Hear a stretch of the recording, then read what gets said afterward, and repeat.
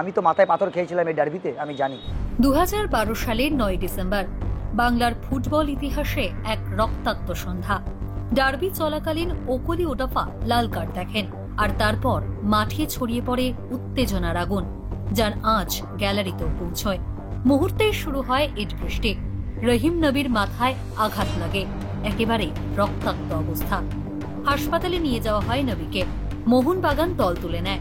তারপর যা ঘটে তা ইতিহাস।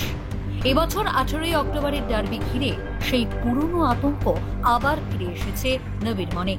মোহনবাগান সমর্থকদের রুদ্রমূর্তি দেখে তার বুক কাঁপছে। ফের কোনো ফুটবলার ক্ষোভের শিকার হবেন না তো?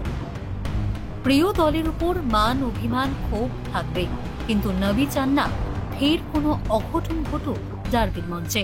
যারা সাপোর্টার আসছে তারা যেন মাঠে স্পোর্টসম্যান স্পিরিটটা নিয়ে আসুক। কেন আমি তো মাথায় পাথর খেয়েছিলাম এই ডার্বিতে, আমি জানি।